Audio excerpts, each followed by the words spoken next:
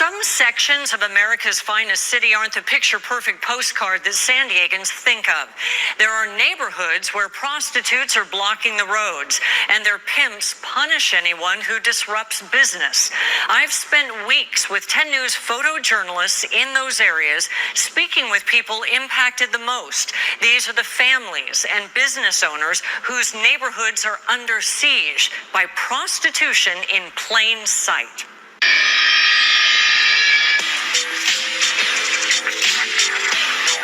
Neighborhoods in San Diego, parts of Shelltown, Barrio Logan, South Crest, into National City look like open-air sex markets. While we're not giving exact locations to avoid attracting more activity to the affected areas, it's so blatant, it's something you have to see to believe. Wee hours of the morning, early morning, noon, and night, our cameras caught prostitutes peddling sex in the middle of the street and a steady stream of Johns driving through. The booming illegal sex trade taking over neighborhoods where people live and work.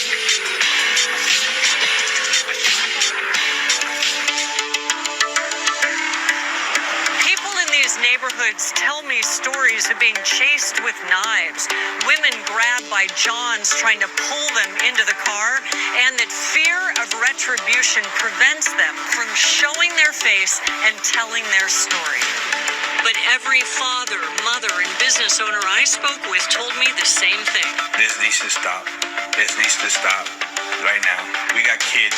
We really got kids. They want to play outside. They can't. Telling me they can't walk to and from their cars on the street without enduring the nuisance, intimidation, or harassment that comes with this crowd. You see the pimps, like 10, 20 of them out there playing their music, bumping it, just doing their thing and laughing, partying, and sometimes they come and fight. Business owners in Barrio Logan and Shelltown are also fed up, both from the impact on their businesses, the safety of their employees, and what they see happening to the families who have to live in it. And I feel sorry for them. I mean, as business owners can leave, but they have to deal with this every day.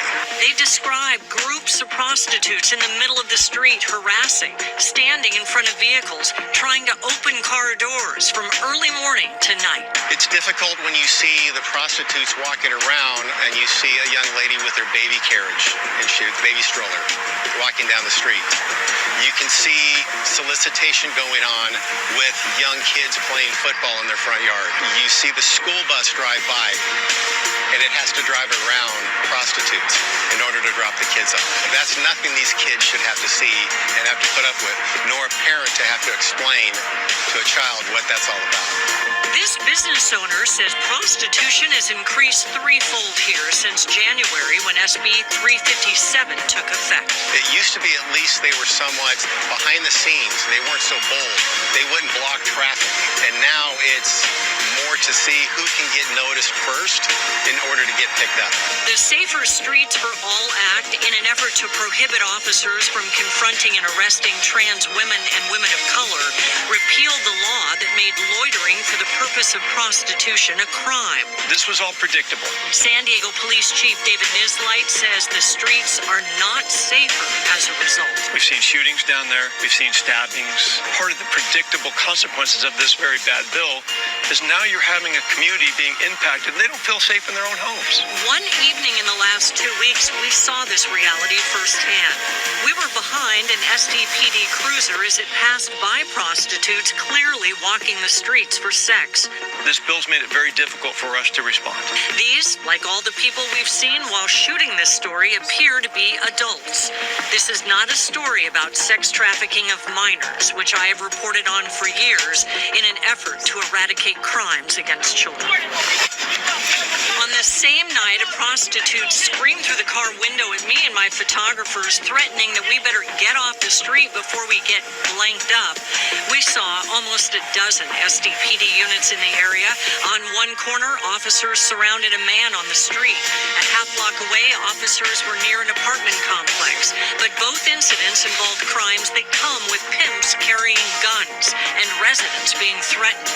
As for the prostitutes, unless they're caught in the act, occasionally being brought in and spending a couple of hours being booked seems to just be the price price of doing business. All I know asking for is people, they need to do something about it so we can have a life. At the time Governor Gavin Newsom signed SB 357, he said his administration will monitor crime and prosecution trends for unintended consequences. Some lawmakers in the state are asking the governor how he's fulfilling his commitment in light of these new trends.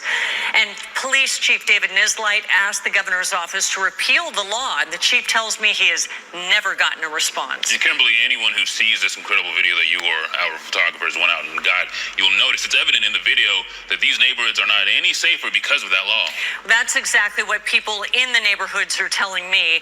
And Chief Nisleit says the bill created more crime, a bigger risk to communities, and made the streets less safe for everyone.